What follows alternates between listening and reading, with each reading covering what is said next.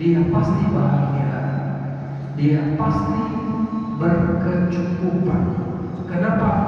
Karena senyum itu membuat dia bahagia dan dia menarik energi rezeki.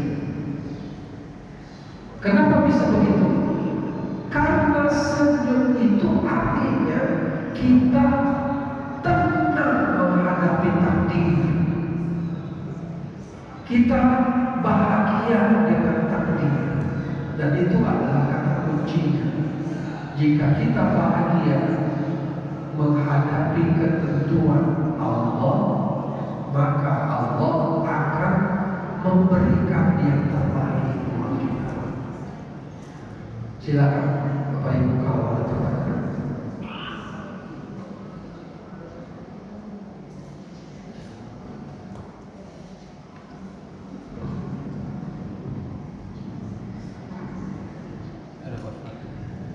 Silakan.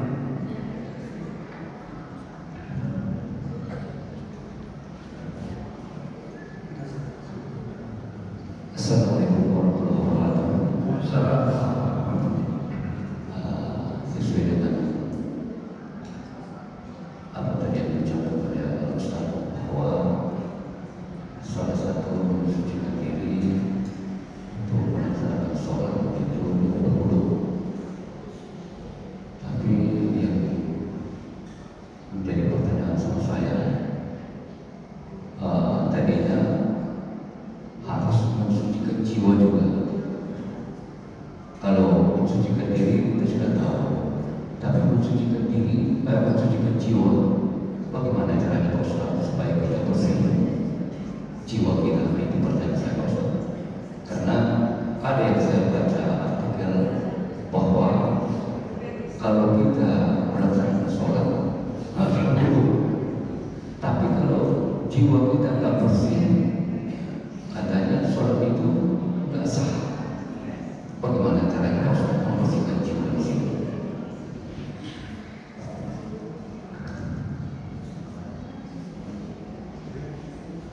Bapak Ibu mungkin hafal ayat Inna sholata tanha 'anil fahsya'i wal munkar. Sesungguhnya sholat itu mencegah dari perbuatan keji dan mungkar. Tadi rumus yang saya bilang tadi, rumusnya begini rumusnya. Semua tindakan kita, semua perilaku kita itu berasal dari kesadaran kita. Semua kesadaran kita itu berasal dari ilmu kita. Tanha 'anil fahsya'i wal munkar itu artinya adalah sholat itu membuat seseorang sadar bahwa perbuatan ini buruk, perbuatan ini salah, perbuatan ini keji. Itu yang membuat orang tidak jadi berbuat jahat. Kapan seseorang itu sadar? Kalau jiwanya bersih. Kalau jiwanya bersih. Apakah sholat itu bisa membersihkan jiwa? Bisa, asal caranya benar. Asal caranya benar. Bagaimana cara yang benar itu? Cara yang benar itu paling tidak ada dua. Paling tidak ada dua. Yang pertama, membaca dengan jiwa. Jadi kalau kita ingin membersihkan jiwa, maka jiwalah yang membaca. Apakah dalam sholat jiwa yang membaca? Jiwa ini sering diterjemahkan menjadi hati, qalbu. Gini, waktu kita sholat itu yang membaca itu bukan mulut, bukan. Kalau orang sholat yang membaca itu mulut, maka sholatnya tidak akan menjadi tanha anil fahsya wal munkar. Tidak akan. Kenapa? Karena yang melakukan itu mulut, zahir. Jadi yang melakukan apa? Yang melakukan itu harus zahir dan batin. Tapi yang batin itu jadi sumber. Yang zahir itu mengikuti yang batin. Saya pernah contohkan begini. Ini suara saya terdengar di mana? Suara saya terdengar di mana?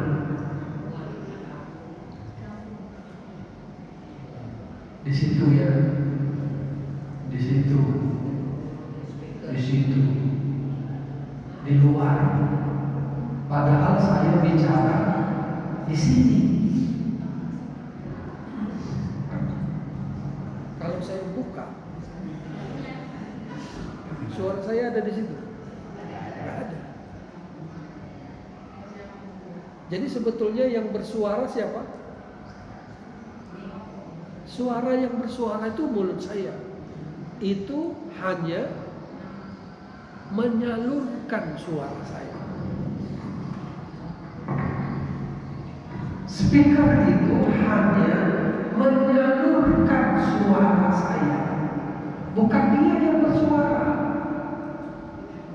Kalau orang baca Fatihah dalam sholat, bukan mulutnya yang baca, tapi jiwanya yang baca. Bacaan dari jiwa itu muncul ke mulut. Kalau bacaan dari dalam muncul ke mulut, nanti yang di dalam itu berubah jadi bersih. Yang di dalam itu apa?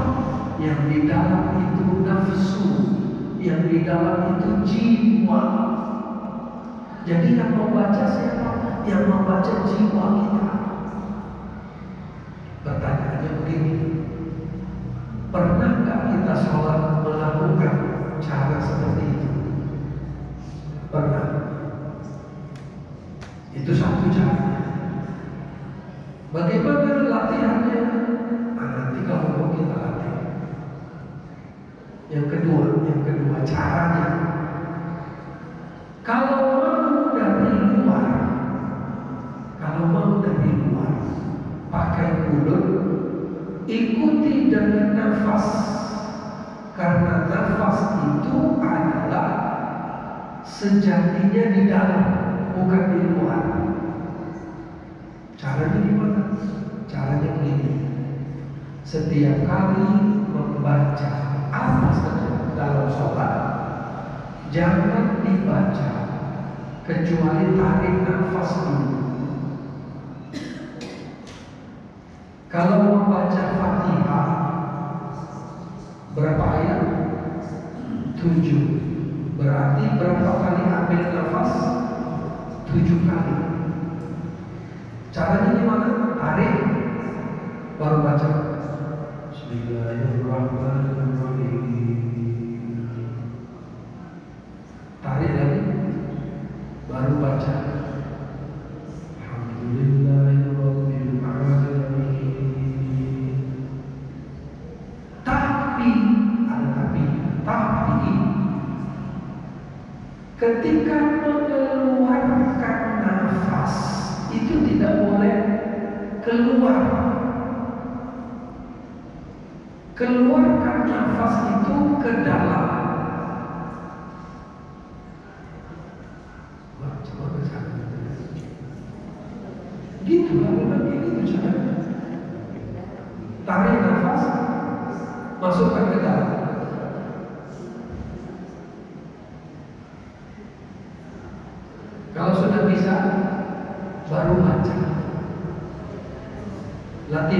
tarik nafas, masukkan ke dalam.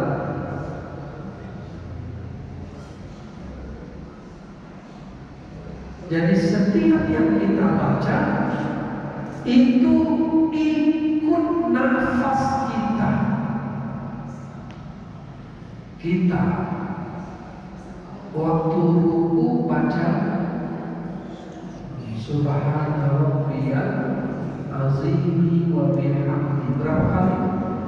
3 kali. Berapa kali nafas? Harusnya 3 kali nafas. Karena sebelum kita baca, kita tarik nafas dulu, baru kita baca Subhana rabbiyal azimi wa bihamdi. Tarik nafas lagi. Subhana rabbiyal azimi wa bihamdi. Tarik nafas lagi. Subhana rabbiyal azimi wa bihamdi. Jika imam tarawih sholatnya begini, maka Masjid Al-Ridho tak ada jamaahnya, ya kan? Imamnya yang harus buat, imamnya harus buat begitu supaya yang lain ikut.